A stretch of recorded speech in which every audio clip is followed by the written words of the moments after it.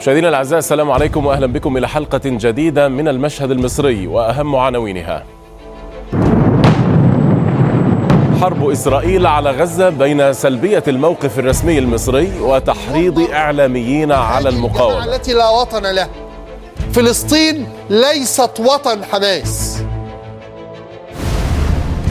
صحف مصرية تبرز تأكيد السيسي للمالكي استعداده لدعم العراق في الوضع الراهن. مع إعلان البنك المركزي ارتفاع الدين العام وتراجع الاحتياطي، كيف بدأ الاقتصاد المصري في عهدين؟ وفي المشهد أيضا الأزمة في مصر، هل هي صراع سياسي أم صراع بين الهويتين العلمانية والإسلامية؟ والدعاة الجدد في مصر، هل أثروا في السياسة أم تأثروا بها؟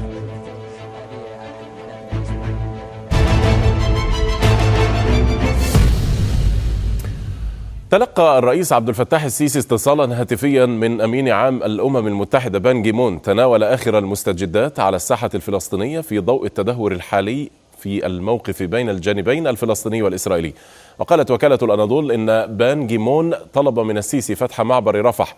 في غضون ذلك انتقد الشارع التعامل الرسمي مع الأزمة في حين تعالت بعض الأصوات الإعلامية بالتحريض على حماس. بالظبط كده، مسافة السكة.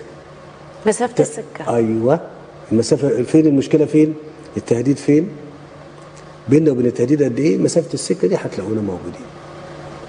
محدش يتهدد وإحنا موجودين، لا يعرف بعد هل ينطبق هذا التصريح على خبر سقوط عشرات الشهداء الفلسطينيين في غزة خلال الحرب التي تشنها إسرائيل منذ أيام، أو ربما أن مسافة السكة التي يقصدها السيسي أصبحت مكلفة بعد غلاء أسعار الوقود في مصر كما يقول النشطاء في تعليقاتهم الساخرة على فيسبوك. الغريب أن السلطات الحالية في مصر سمت ما يحدث في غزة الآن من قصف ودمار بالعنف المتبادل بين إسرائيل وحماس حسب ما جاء في تصريحات للخارجية المصرية. موقف السلطات المصرية لم يقف عند حدود السلبية، هذا على الأقل ما عبر عنه الإسرائيلي داني روبنشتاين أستاذ العلوم السياسية في الجامعة العبرية، حيث تحدث عن تنسيق عال بين مصر وإسرائيل للقضاء على حماس. وفي مصلحة لإسرائيل ولا مصر لسقوط سيطرة الحماس على قطاع غزة، وفي تفاهم، وفي يعني هذا مصلحة مشاركة لإسرائيل ولا لمصر. فلسطين ليست وطن حماس. عام من التحريض ضد حركة حماس على لسان إعلاميين مصريين بلغ بهم الخيال كل مبلغ، حتى إن بعضهم لم ير فيما يحدث في فلسطين الآن حربا وإنما اتفاقا بين حماس وإسرائيل بهدف إحراج مصر. المندسين في غزة، من هم المندسين في غزة؟ حماس. تم التنسيق مع المخابرات الإسرائيلية وجهاز أمان الإسرائيلي اللي هي المخابرات الحربية والمخابرات العامة الإسرائيلية اللي هي الموساد لإطلاق صواريخ على إسرائيل. حماس بتدخل هذا المشهد، الفصل ده من المسرحية، بتقديم الضحايا وبحالة الهدم والقصف. ورغم التصريحات والمواقف الرسمية والتحريض الإعلامي، يقف كثير من المصريين مع غزة. يعني احنا سمعنا السيسي بيتكلم كتير على ان مسافة السكة واي دولة عربية تحتاجنا، بس كل ده كلام كذب زي الوعود كتيرة اللي احنا سمعناها منه، وما عملش اي حاجة. اسرائيل ده كيان بالنسبة لينا وبالنسبة لأي عربي عنده نخوة عربي او مسلم او نخوة دينية جواه سواء مسلم او مسيحي، ان هو يوافق على الكيان الاسرائيلي. وانا لا شك ان الحكومه المصريه متفقه او مشاركه مع الكيان الصهيوني في المؤامره دي، واكبر دليل على كلامي ان هم لحد دلوقتي قافلين المعبر. في هذه الاثناء اطلق نشطاء وحقوقيون مصريون دعوه الى تنظيم قافله طبيه وغذائيه لدعم الشعب الفلسطيني في مواجهه العدوان الاسرائيلي المتصاعد، أسوة بالقافلة الشعبية المصرية التي دخلت قطاع غزة في نوفمبر عام 2012 وضمت نحو 300 مواطن مصري. هي إذن مصر في عهد السيسي رفض شعبي لموقف الحكومة المصرية تجاه المجازر الإسرائيلية بحق الأبرياء الفلسطينيين وسط استمرار التحريض الإعلامي ضد حماس. وفيما يلي آراء عينة من المصريين حول الحرب الإسرائيلية على قطاع غزة. في العهد اللي احنا فيه دلوقتي دوت اسرائيل ترجع تاني بقوتها الغاشمه الفاشله، بترجع تاني وبتضرب تاني اهلنا في غزه باسلوب قذر. ولما يجي اخواتنا في حماس او الناس في حماس يجي يردوا على اسرائيل، يجي واحد زي موجود دلوقتي حاليا عندنا اللي هو ما يسمى بالرئيس السيسي يجي يقول لهم لو سمحتم ما تضربوش. لا، ما فيش حد يوافق عليه، لان ده بيضرب اخواننا عرب. من جهه احنا كمصريين معادينها من زمان. يعني اسرائيل ده كيان بالنسبه لينا وبالنسبه لاي عربي عنده نخوه عربي او مسلم او نخوه دينيه جواه، سواء مسلم او مسيحي، ان هو يوافق على الكيان الاسرائيلي. حضرتك اللي بيحصل في غزه دلوقتي دي مش مؤامره على غزه، بل بالعكس دي مؤامره على الامه الاسلاميه كلها وعلى العرب كلها.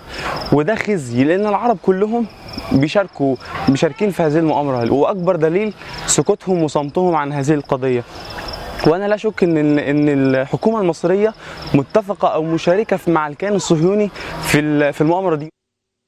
معنا عبر الهاتف من القاهرة هشام يونس، مقرر لجنة الشؤون العربية بنقابة الصحفيين المصرية. أستاذ هشام، في تقديرك ما الذي أوصل قطاع من الإعلام المصري إلى هذا المستوى من التحريض على المقاومة الفلسطينية إلى درجة بلغت امتداح نتنياهو من قبل إحدى زميلاتك في صحيفة الأهرام؟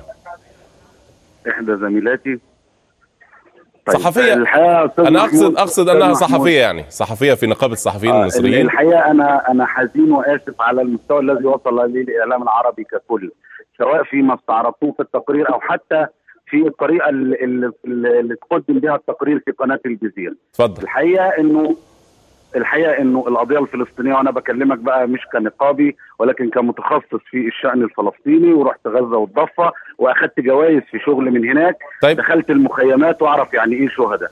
اللي بتحصل مكايدة سياسية الغرض منها تحقيق نقاط سياسية فقط، وليس خدمة غزة ولا القضية الفلسطينية. يعني أنت ترى أن لا عفوا أنت ترى أن الإعلام المصري بعافية وبخير في تناوله لهذه القضية؟ يا أستاذ محمود ما تقولنيش اللي أنا ما قلتوش. أنا بقول لك المشهد الإعلام العربي كله مشهد يدعو للغثيان. ما تقدمونه والنماذج التي قدمتها من مصر أيضا. إذا كنت تريد أن تخدم القضية الفلسطينية نحي جانبا تسجيل النقاط السياسية وأخذ كلمات قالها رئيس الجمهورية حاليا وهو مرشح أو وهو وزير دفاع، والبناء عليها والتقاط كلمات من الاعلام. طيب احنا يعني انت ما الذي تنقمه على تغطياتنا تحديدا؟ هو مش موضوعنا اي نعم ان احنا نناقش تغطيه القناه الجزيره، لكن ما الذي تنقمه تحديدا؟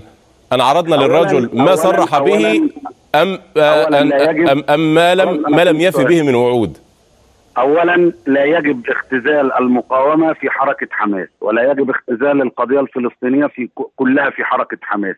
في الحقيقه انه حركه حماس منذ ان بدات تلعب في الساحه السياسيه خسرت معها القضيه الفلسطينيه. القضيه الفلسطينيه ليست اصوات في المجلس التشريعي الفلسطيني. يعني انا اريد ان افهم ما الذي ترمي اليه من هذه التقدمه للنيل من حركة حماس تحديدا أو غيرها من حركات المقاومة. هل يعني ذلك أن ما تفعله إسرائيل مباح ومتاح؟ أنا لا أتحدث عن حركة حماس، أنا أتحدث عن تناول الإعلام وعن اعتبار حركة حماس هي رمز الوحيد للمقاومة. هذا ليس صحيحا. هو ما حدش قال كده، لأنه العدوان الإسرائيلي على قطاع غزة لا يقتصر على حركة حماس. طلع كلمات لإعلاميين مصريين ضد حماس. حماس جزء من الشعب الفلسطيني شئنا أم أبينا، وهم يعبروا عن قطاع عريض وكبير من الشعب الفلسطيني. هناك قطاعات أخرى وهناك فئات أخرى وهناك مقاومون آخرون يجب أن يتم النظر إليهم. يعني عشان صحيح أستاذنا الكريم، حماس هذا هو الخطأ. أستاذنا فقط عشان يعني يكون الكلام واضح، نحن عرضنا تسجيلات مصورة لإعلاميين مصريين يتعرضون لحركة حماس، وبالتالي نناقش موقف هذه الحركة وما تستحقه وما لا تستحقه، والسلوك الإسرائيلي والسلوك الإعلامي المصري. يعني أنا لم نختر حركة حماس بوصفها رمزا للمقاومة، لكن هي جزء أو فصيل من فصائل المقاومة الفلسطينية المختلفة. محمود، الانتقادات الموجودة في مصر لحركة حماس هي انتقاد على سلوكها السياسي، سواء في ما يتعلق بمصر أو فيما يتعلق بفصائل المقاومة. لا أحد في في الشعوب العربية كلها، وأنت تعلم هذا، قدم للقضية الفلسطينية مثلما قدمت مصر، سواء على مستوى الشعوب أو على مستوى الحكام. المسألة يجب أن تخرج خارج المكايدة السياسية. هناك يعني جهود شعبية. أنا حتى اللحظة الراهنة أنت لم تجب على سؤالي. أنا أسألك، هل التغطية الإعلامية التي عرضناها للفضائيات المصرية في رأيك وفي تقديرك هي التغطية الصحيحة أم لا؟ أرجوك أجب عن هذا السؤال. التغطية الصحيحة للقضية الفلسطينية، للعدوان على غزة؟ نعم. أنت اخترت نماذج لا تعبر عن الإعلام المصري المحترم الذي يؤمن بالقضية الفلسطينية، واخترت نماذج فيها قدر كبير من الانفلات، وأنت تعلم إن بعض النماذج ليس لها شعبية وليس لها مصداقية، ولكن أنتم فقط يعني باختصار أنت غير موافق على هذا النوع من التغطية؟ غير موافق على هذا النوع من التغطية. لم يقل أحد إن هذا هو التيار الرئيسي للإعلام المصري. لم يقل أحد إن الإعلاميين المصريين كلهم على هذا النسق. يا أستاذ محمود، في كل مرة أنتم تقدمون نماذج سيئة في الإعلام المصري لإثبات وجهة نظركم فقط. أنتم لا تبحثون عن نماذج محترمة تعبر عن الشعب المصري الذي أنت واحد منه. طيب ممكن تضرب لنا مثل لو سمحت؟ ممكن تضرب لنا مثل بهذه النماذج؟ من في رأيك يتناول مثل هذه القضايا بمسؤولية وحرفية؟ لا، أنت حضرتك دور وطلع، وأكيد هتلاقي ناس بتطلع على التلفزيونات. ثواني بس، هتلاقي ناس بتطلع على التلفزيونات. البينة على من ادعى. لا، أنا مش بدعي سعادتك. أنت حضرتك مقعد ناس تنقي لأحمد موسى والأماني الخياط، ودي نماذج أنا بقول لك في رأيي إنها ليس لها مصداقية لا في الشارع ولا في على أي مستوى. وانتوا قاصدين ان دول مصر تبقى دول. مصر مش دول. مصر فيها ناس كتير محترمه. حضرتك مصري وتقدر تدور يا استاذ محمود باعتبارك معاك الجنسيه المصريه، مش لازم انا ادور لك. يعني اعتبرني انا مقصر، انت اعلامي وقاعد هناك، دي شغلتك، اعملها وقدمها للناس باعتبارك بتبحث عن الحقيقه. اشكرك شكرا جزيلا، رغم اني في الحقيقه لم انصت جيدا للعباره الاخيره. شكرا جزيلا لك الاستاذ هشام يونس، مقرر لجنه الشؤون العربيه بنقابه الصحفيين المصريه. تقدم 25 موظفا بالبنك الأهلي المصري ببلاغين لقسم شرطة عابدين ضد إدارة البنك بالمقر الرئيسي، وذلك لمنعهم من دخول مقر عملهم بالبنك بحجة التحقيق معهم لامتناعهم عن العمل. يأتي ذلك بعد أن نظمت مجموعة من العاملين بالبنك وقفة احتجاجية في 6 يوليو تموز الجاري، احتجاجا على عدم تنفيذ قرار الحدين الأدنى والأقصى للأجور. وفوجئ العاملون بعدها بمنعهم من الدخول دون سابق إنذار أو إخطار مسبق أو أي مسوغ قانوني على حد قولهم. وكانت المنظمة العربية للإصلاح الجنائي قد تقدمت ببلاغين إلى إبراهيم محلب رئيس الوزراء بعد تلقيها شكوى الموظفين طالبت فيهما بالتحقيق في مزاعم الفساد الإداري والمالي الموجود بالبنك وتطبيق الحد الأدنى والأقصى على كل العاملين تنفيذا لقرار رئيس الجمهورية. في غضون ذلك تواصلت في الشارع المصري مظاهر الغضب إزاء القرارات التي اتخذتها الحكومة بخصوص رفع أسعار الوقود. الخضار سعرها هيعلى، كل حاجة هتعلى. سواقين هيقولوا لك مثلا الحاجة بجنيه، هيقولوا لك بجنيه ونص، 2 جنيه. ليه بتعملوا كده؟ لأن السيسي لما جه بدأ قال إن هو مش هيجي على الغلابة. اتضح إن رفع الأسعار البنزين مس الغلابة في العمق. دلوقتي البنزين أثر على كل حاجة. يعني احنا كبياعين كنا بنجيب العربية ب50 وب40 جنيه، دلوقتي أصبح بيطلع معانا ب70 جنيه وب80 جنيه، والسواق ما برضاش يطلع. كل بنكلمه يقول لك الغاز غلي والبنزين غلي وكل حاجة غليت. هو بالنسبه للبنزين او السولار اي شيء بيترتب على ارتفاع السعر بتاعه، سواء في السمك او في اللحوم او في الدواجن، في اي شيء بيترتب عليه الكلام ده، لانه كله بالنقل بتاعه وكله في على دماغ المستهلك. وحرام، عايزين يعني الحاجه تهدى كده عشان الناس تاكل عيش وبتاع، بس مش عايزين اي حاجه ثانيه غير ان الناس تعيش وتاكل، والبنزين ينزل، والغاز اللي رفع ده عشان السواقين ومش قادره تاكل عيش. الاسعار بتغلى والدخل ثابت للانسان زي ما هو. لازم يكون في اصلاح اقتصادي، من غير الاجراءات دي يعني البلد هتنهار. شفت اليونان كانت هتنهار، عملوا ايه؟ عملوا حكومه تقشف. جايين يعني انا جاي من القليوبيه هنا علشان خاطر لقمه عيش ومفيش لقمه العيش، مش لاقيينها. مين اللي حاسس بالشعب؟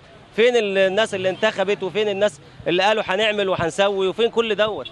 حد ينزل يشوف الشارع فيه ايه النهارده.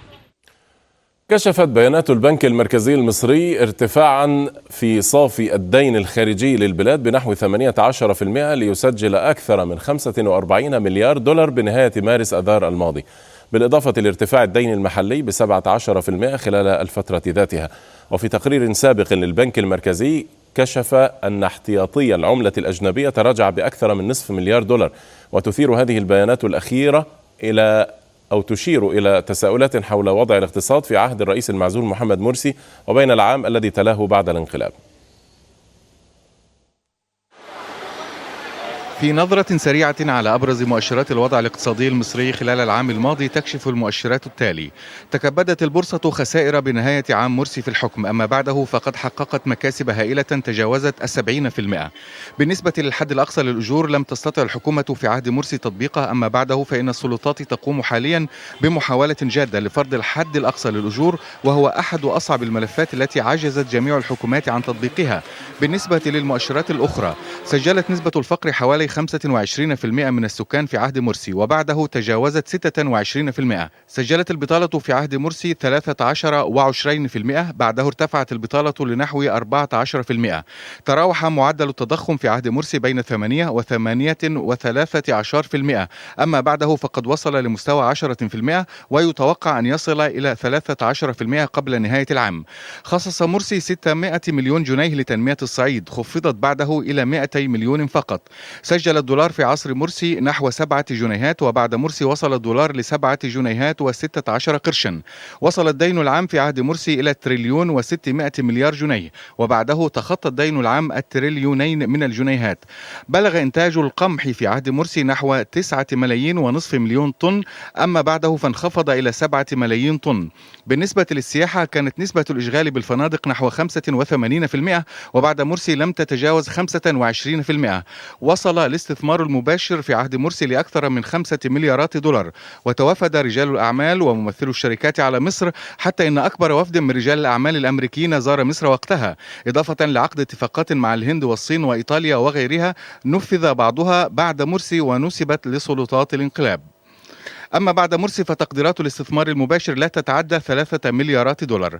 وسط كل ذلك لم يكن غريبا أن تتناقل وسائل الإعلام خبرا يلخص الأحوال في البلاد يتعلق بنتائج دراسة استطلاعية لمركز جالوب لأبحاث الرأي العام، مفادها أن مصر أصبحت ثالثة كبرى الدول تعاسة في العالم بعد إيران والعراق. ينضم إلينا في الاستوديو الخبير الاقتصادي الدكتور عبد النبي عبد المطلب. دكتور عبد النبي مرحبا بك. أهلا وسهلا. هل يمكن الاستسلام لما تثيره هذه البيانات أو الأرقام التي عرضناها للحكم أو للخلوص بحكم على الاقتصاد في العهدين، بأن عهد مرسي كان أكثر ازدهارا؟ لا، على العكس. يعني بداية بعض الأشياء غير مضبوطة في التقرير.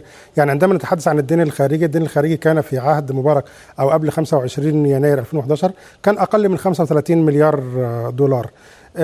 عندما بدأ المجلس العسكري وحتى لما جه الدكتور مرسي كان أول من أخذ الوديعة القطرية كانت 5 مليار دولار، وديعة من ليبيا حوالي 2 مليار دولار، ثم القرض التركي بحوالي 2.8 مليار دولار. ففي عهد الدكتور محمد مرسي قفز الدين من أقل من 35 إلى ما يقرب من حوالي 42 مليار. والآن ماذا حال الدين؟ لا، احنا الدين الخارجي احنا ما فيش دين خارجي، لكن هو الدين الداخلي اللي بدأ تزداد وتيرته بشكل حقيقي. لكن في الدين الخارجي احنا لم نستدن حتى الآن يعني جزء المساعدات التي جاءت من الدول العربية. ليس الدين يعني لن ندفع عنها. هو مأساة الدين في ايه؟ في الأقساط خدمة الدين والفوائد. الخدمة يعني حتى أنا ممكن أتنازل شوية عن الأقساط وأقول أنها لا تمثل مشكلة، لكن الفوائد لأنها تقتطع من الموازنة من موازنتك النقدية، يعني من حصيلة ما يأتي إليك من الموارد الأجنبية، بدل من أن تستخدمه في تلبية احتياجاتك أو التنمية فإنك تعيده للخارج أكثر، وكأنك يعني تبادل مواردك بلا شيء. طيب هو ربما كل هذه الأرقام لا تعني أن هناك تراجعا إذا كانت هناك خطة واضحة للمستقبل بالنسبة للاقتصاد. هل يسير الاقتصاد المصري على الطريق السليم برأيك أم لا؟ لا، هو لا توجد خطة، وده مأساة. يعني أنا شخصيا منذ أن تولى الدكتور حازم الببلاوي رئاسة الوزراء، وكنت أعتقد أن هناك خطة من أجل أن يكون محاولة لإنعاش الاقتصاد المصري من خلال الموازنة التوسعية التي تم وضعها. وبدأت الحكومة الدكتور الببلاوي أن تبحث في كل الأرجاء المصرية حتى عثرت على وديعة مساعدة العراق التي كانت موجودة لدى البنك المركزي، وأتى لمصر في يعني بقرار ما يقرب من حوالي 60 مليار جنيه، يعني قرار واحد. كنت أعتقد أن الحكومات التالية سوف تبحث عن الموارد الاقتصادية الموجودة سواء بقى داخل مصر أو حتى اللي موجودة لها في الخارج. يعني لا يعلم الكثير منا أن بعض أملاك أسرة محمد علي الموجودة في قولة باليونان مملوكة للمصريين، لكن لا يديرها أحد ولا يعرف أحد أين تذهب عوائدها. الآن أنا ما أرى أن الحكومة لا توجد لديها خطة اقتصادية حقيقية نستطيع أن نبني عليها ما يمكن أن يحدث. وأنا أعتقد أن يعني فقط ما تقوله هذا بالغ الخطورة، هذا يعني استنزاف ما لدينا من أموال وليس وعدم وجود رؤية للمستقبل. يعني قد ينظر البعض إلى مسألة التبرعات على أنها شيء جيد قد يعني ينعش الاقتصاد، لكن أي مستثمر يراها رسالة سلبية. أتي إلى وطن أو إلى دولة أو إلى اقتصاد يبحث عن التبرعات، فإما أن يأخذ مني بالحسن أو يأخذ مني بالقوة، فمن هنا لن يتخذ القرار الاستثماري بأن يعود إلى هذا الوطن إذا كان مستثمرا مصريا له أموال في الخارج، فما بالك بمستثمر أجنبي يبحث عن فرص للربح.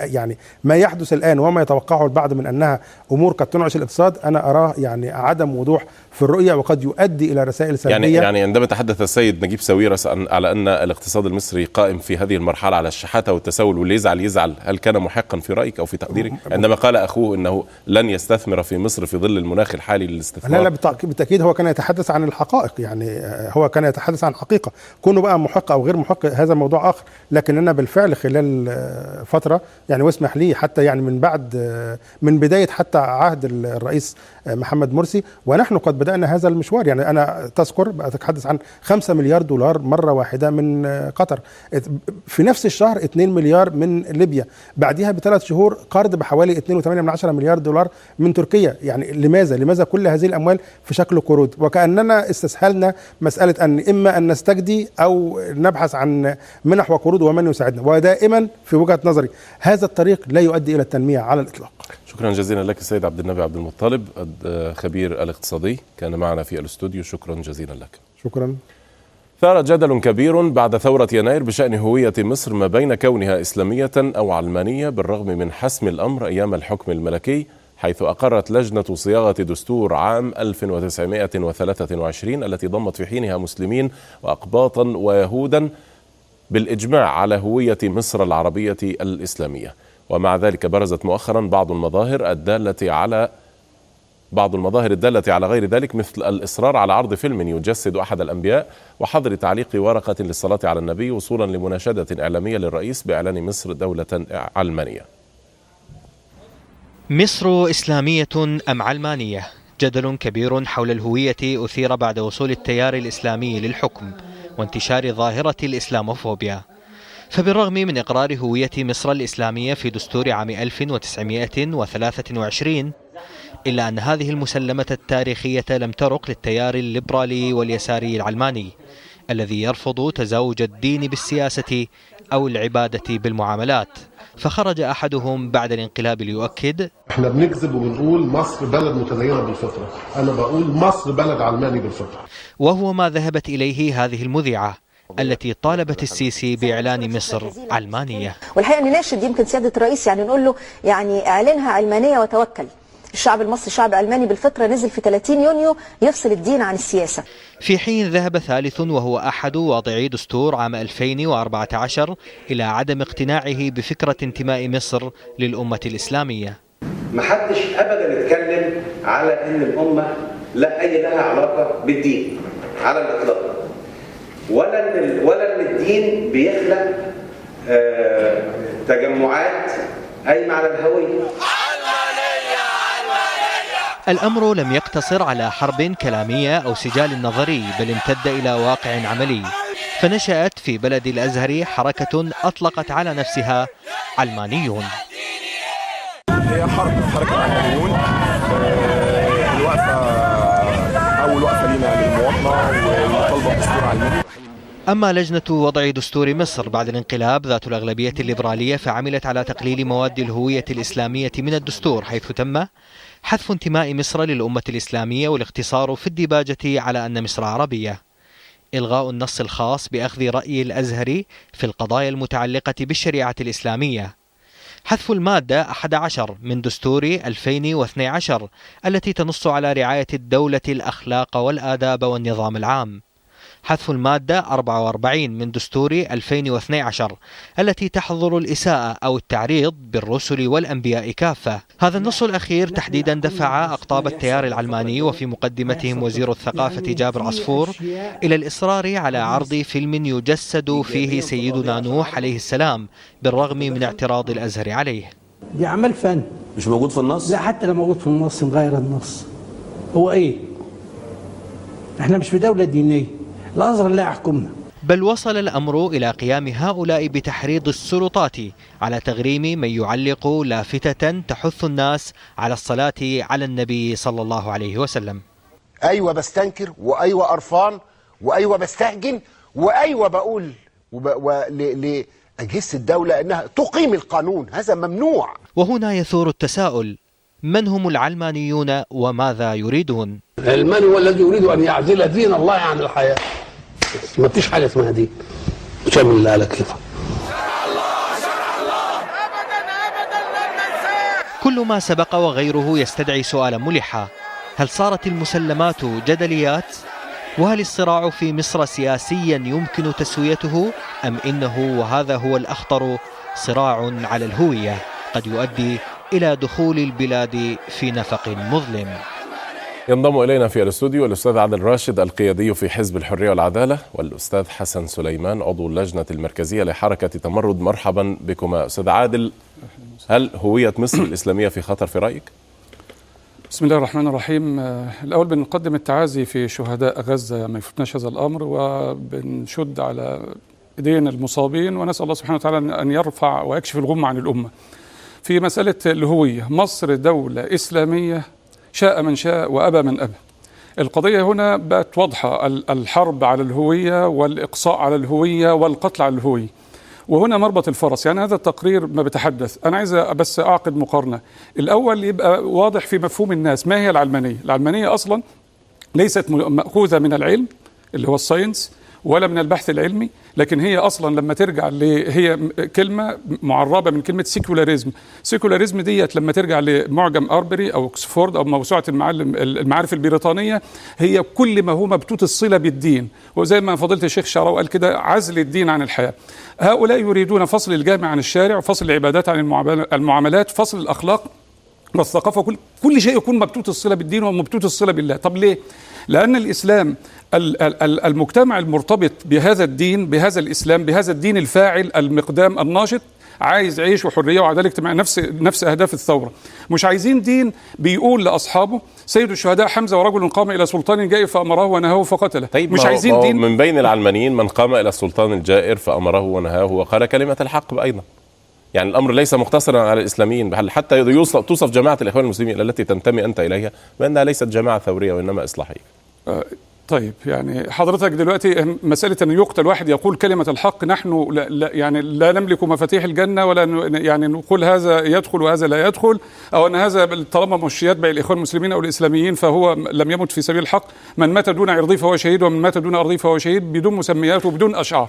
المهم، عايز نرجع للسؤال الأصلي. هل تعتقد أن هوية مصر الإسلامية في خطر، أو أن هناك من يستهدف هوية مصر الإسلامية فعلا، أم أنه صراع سياسي فقط؟ طبعا لا، هم يستهدفون هوية مصر الإسلامية اللي شفنا من النملم لما قال إن مصر دولة علمانية، والصراع المحموم على الأرض بحول إقصاء الإسلام تماما من الأرض، لدرجة أن ملصق يحض الناس على الصلاة على رسول الله صلى الله عليه وسلم انزعجت وقامت الداخلية ووزارة الأوقاف والدنيا كلها عشان نزع هذا الملصق وتغريم اللي يحمله، كأن الدنيا قامت وما عادتش.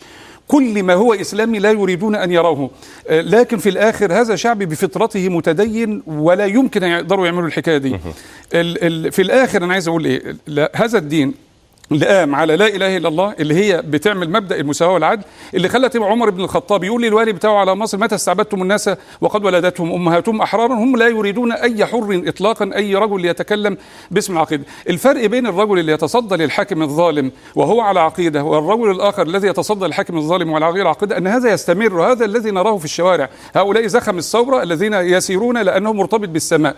إذا مات فهو يعد نفسه شهيدا، وإذا وقف أمام السلطان الجائر فهو مجاهد. فالارتباط بالسماء اصلا يعني هو ده الزخم اللي بيعطي للحياه الطعم والمعنى والدفع للامام. أستاذ حسن، هل تراها يعني نوعا من الصراعات السياسيه ام تراها حربا على الهويه الدينيه؟ أتعجب في البداية من عدم التوضيح. يعني إن كانت الهوية الإسلامية تعني أنك تدافع عن الحق، الليبراليين والعلمانيون دافعوا عن الحق قبل أن يدافع عنه الإسلاميين من الإخوان المسلمين ومن كل التيارات الإسلام السياسي في مصر. إذا كنت تعتبر أن الإسلامية في مصر تعني أن تثور على الظالم الحاكم، الليبراليين والعلمانيين ثاروا على الظالم الحاكم وقت أن جلس الإخوان المسلمين ينتظرون ماذا سيحدث في الشارع ثم يقررون سيلتحقون أم لا يلتحقون. إذا كنت مش فيها مغالطة تاريخية؟ لا خالص، لا، الحقيقة التاريخية بتقول إن العلمانيين والليبراليين اللي هم كفرة اللي هو يوم كام تحديدا اللي انت بتتكلم عنه؟ أنا أقول بتواريخ إن هم مفترض كفرة من وجهة نظر التيار الإسلامي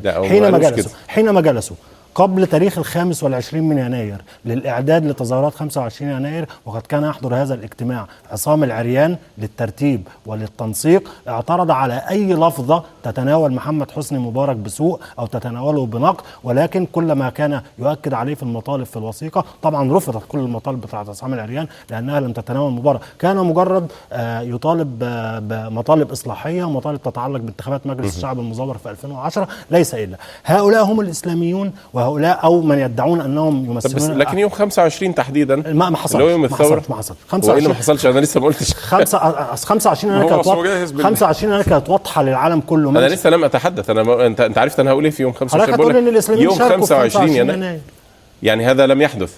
ألم ترى صورة عبد المنعم أبو الفتوح أمام نقابة الأطباء في شارع القصر العيني؟ ألم ترى معظم أعضاء مجلس الشعب في عام 2005 88 نائب عن الإخوان المسلمين أمام دار القضاء العالي؟ طب نوضح. ألم يحدث هذا؟ أنا رأيت بعض قيادات الإخوان في أمام دار القضاء العالي وفي ميدان التحرير. أنا هنا أتكلم عن التنظيم الذي يدعي ويزعم في نفسه أنه يمثل التيار الإسلامي في مصر، نظرا لما به من حشود وتنظيمات وتواجد في كافة القرى والنجوع كما يدعون. أين كانت هذه الحشود وأين كانت هذه الأعداد في المشاركة من 25 يناير؟ المشاركة الحقيقية من التيار الإسلامي السياسي بدأت يوم 28 يناير حينما تيقن رضا المصريين يعني الهوية مصر الإسلامية ليست مستهدفة في رأيك؟ سيد الفاضل، إنك لا توافق أصلا على موضوع هوية ليس هناك صراع أصلا، ليس هناك صراع في الأساس.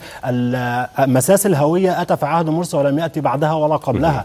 مصر نحن نرى أنها دولة عربية في المقام الأول، تنتمي إلى المجتمع الإسلامي، جزء من المجتمع الإفريقي. هذه رؤيتنا نحن كناصريين وكقوميين لهوية مصر العربية الإسلامية الإفريقية. لا أحد يزايد علينا في هذا الإطار. يعني كلام حلمي النمنم باختصار وأشباهه ليس معتبرا عندك ولا يعبر عن المصريين، قد يعبر عن وجهة نظره الخاصة وهو حر. أرجو منكم أن تبقى معي. قال مصدر أمني إن مجندا مصريا قتل وأصيب 4 آخرون في انفجار عبوة الناسفة أثناء مرور موكبهم برفح أو مركبتهم برفح الأربعاء.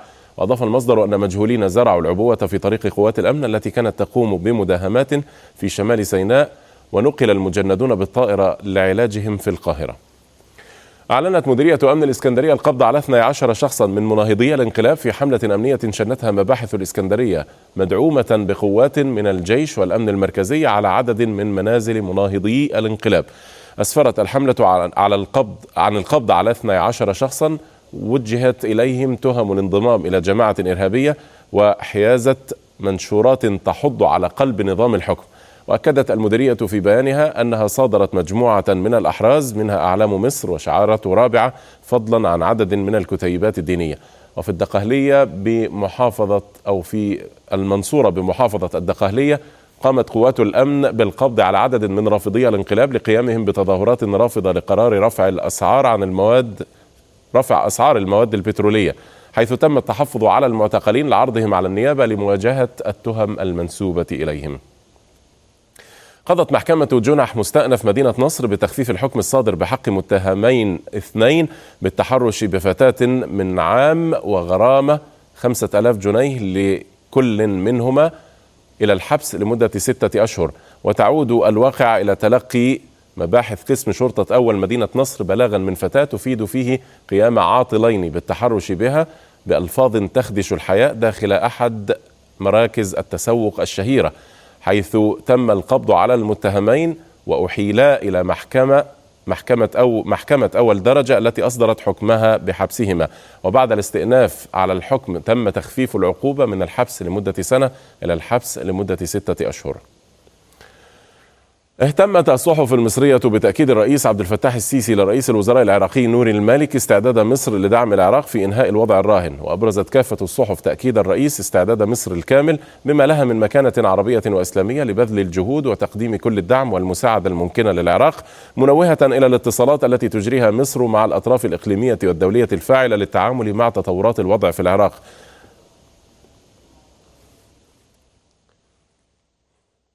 أعود إلى ضيوفي مجددا، والسؤال للأستاذ حسن سليمان: لماذا الطريق إلى العراق سالكة بهذه الصورة؟ مسافة السكة سهلة بالنسبة لها، وبالنسبة لقطاع غزة ليست كذلك.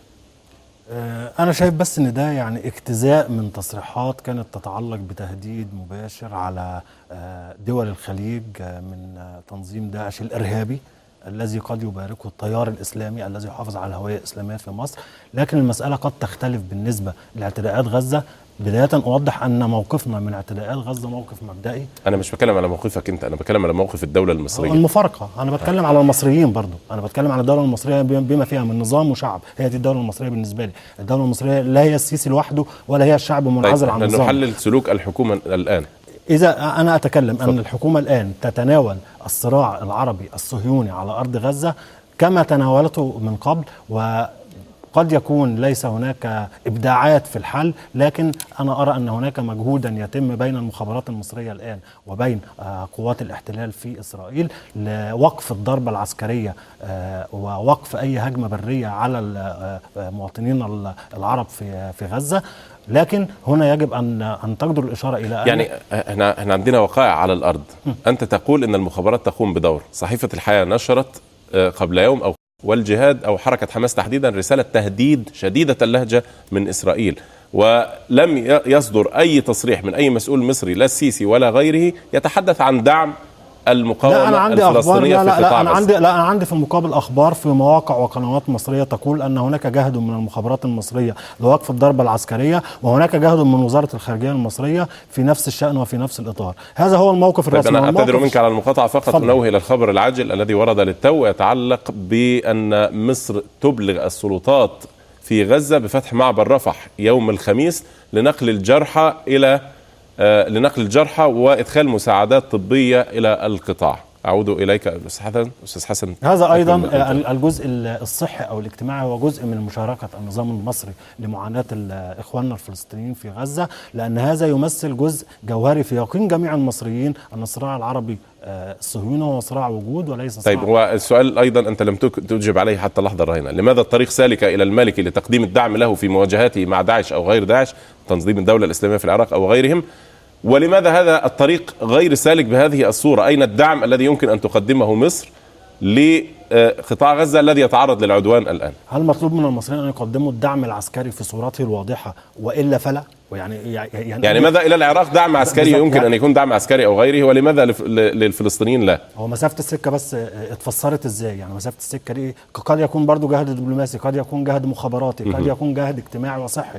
لم يتم التوضيح عن مسافة السكة دي تعبر عن سلوك النظام المصري كيف سيتدخل في العراق أو في مواجهة داعش. أستاذ عادل راشد، ما رأيك في هذه القضية؟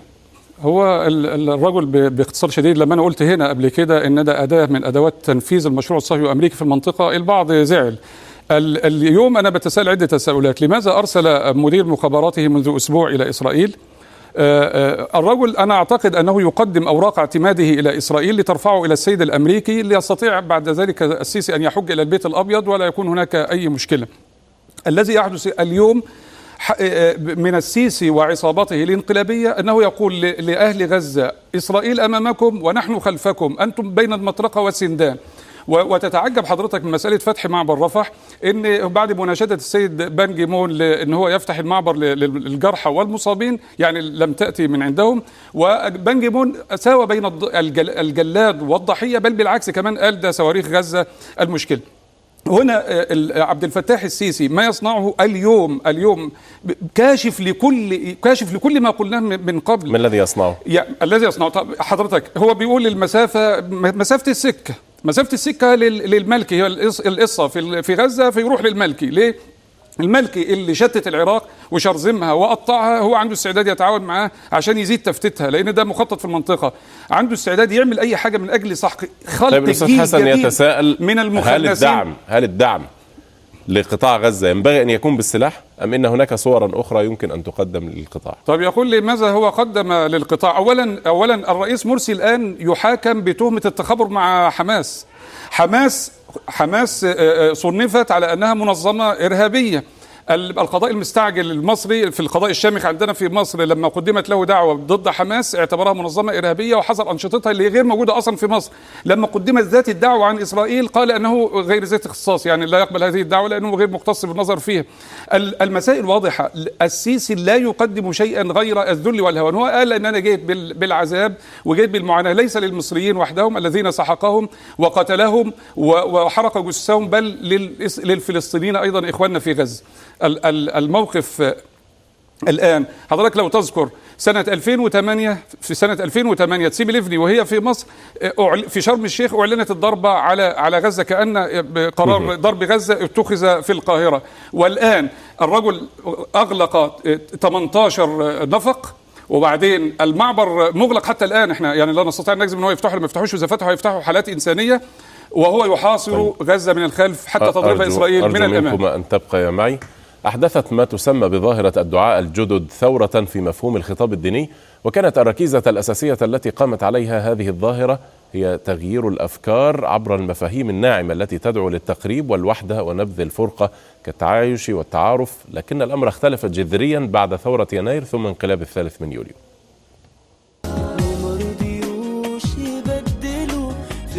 هذا المفهوم وغيره خضع للتغيير بدخول عناصر أخرى للصورة مثل رأس المال والشراكات التجارية وغيرها، حتى استقر الحال في دوامة الربيع العربي الذي يعتبره كثيرون المحك العملي لذلك المحتوى الذي تبناه هؤلاء الدعاة، والذي انتظر كثيرون منهم مواقف تبرهن صدق ما يقولون. فهل ثبتوا على مبادئهم أم طالتهم رياح التغيير؟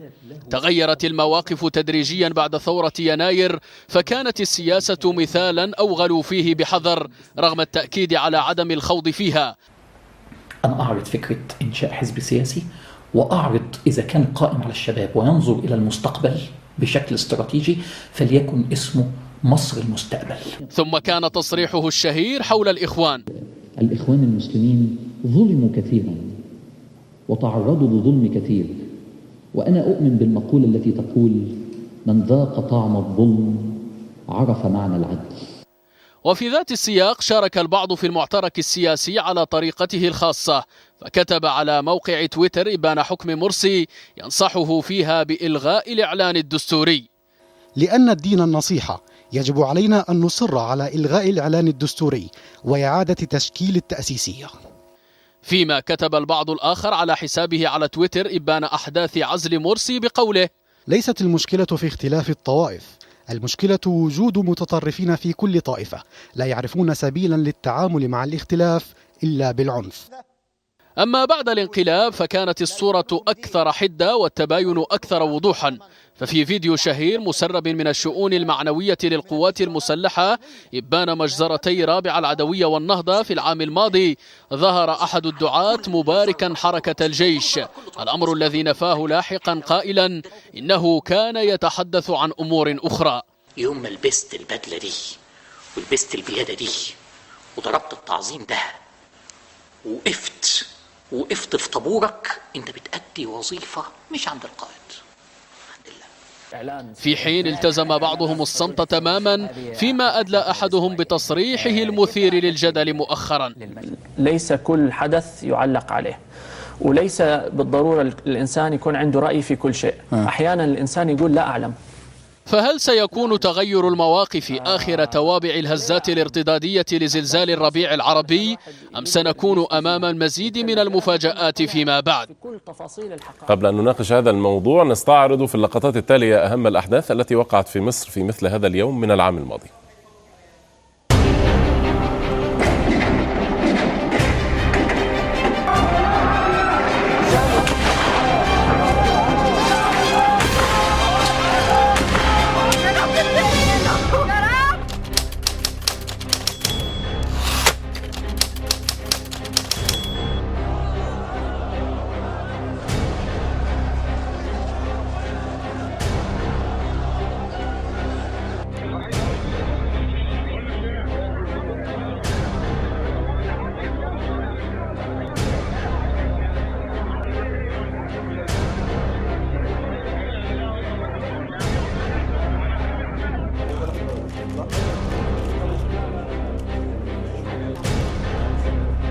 إن سيادة رئيس الجمهورية المؤقت والموقر قد أصدر إعلانا دستوريا يغطي المرحلة الانتقالية، ومعنى ذلك أن معالم الطريق واضحة مرسومة ومقررة تعطي للجميع ما هو أكثر من الكفاية للطمأنينة.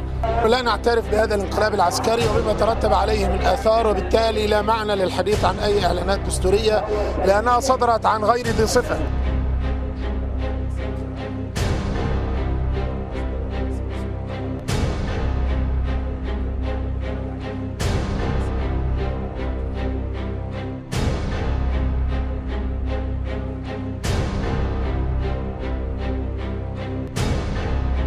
We are calling on the military to use maximum restraint.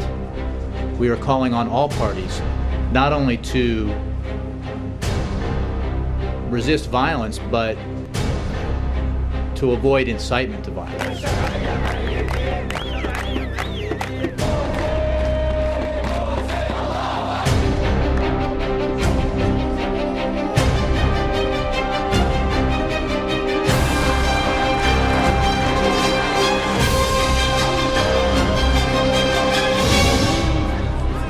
بالعودة إلى ظاهرة الدعاء الجدد وتأثيرهم في السياسة أو تأثرهم بها، معنا في الاستوديو الدكتور أكرم كساب عضو الاتحاد العالمي لعلماء المسلمين. مرحبا بك دكتور. حياكم أستاذ محمود. كيف تفسر تباين المواقف بالنسبة لمن يفترض أنهم يقولون كلمة الحق بين عهد وعهد عند تكرار ذات الأحداث وذات الأفعال؟ بسم الله والحمد لله وصلى الله وسلم وبارك على سيدنا رسول الله، ثم أما بعد. أنا أتخيل أن ما يسمى بظاهرة الدعاء الجدد يعني هي في حد ذاتها ظاهرة فاشلة. هذه الظاهرة كان وراءها ما يسمى برجال الأعمال يريدون أن يبيضوا صفحتهم ويطهروا أموالهم، فاتخذ كل واحد منهم داعية من هؤلاء الدعاة يروج له من خلال قناة أو من خلال مصنع من المصانع أو شركة من الشركات، وهم أشبه ما يكون بمن يقدم وجبة لذيذة لكنها خالية من مرارة التكليف. هذا وضعهم، أشبه ما يكون بدور المتصوفة في كثير من الأوقات. في عهد لكن هذا الحكم العام أليس قاسيا بعض الشيء؟ هناك الكثيرون ممن التزموا بأوامر الدين وبأحكامه من خلال اتباعهم لدروس هؤلاء الدعاة الجدد. لا شوف حضرتك، ربما تعني نوعية أخرى من هؤلاء، أنا لا أعمم وهذا كلام جيد، لكن أنا أعني النوعية التي كانت بعيدة عن المشهد السياسي تماما، ثم دخلت المشهد السياسي لما وجدت هناك مساحة تستطيع أن تستوعب من خلالها مجموعة أيضا من الشباب، ثم خرجت من المشهد السياسي مرة ثالثة لما رأت أن هذا يكلفها. هي تريد أن تقدم لهذه المجموعات الشبابية وجبة لذيذة من التدين ليس فيها ما فيها من مرارة التكليف. كيف تتزوج، كيف تسعد زوجتك، كيف تسعدين زوجك، كيف تطيع والديك، كيف تتعامل مع رئيسك في العمل. هذه معظم المحاضرات تدور في هذا، مع الأخذ في الاعتبار ما يسمى بالجانب الأخلاقي.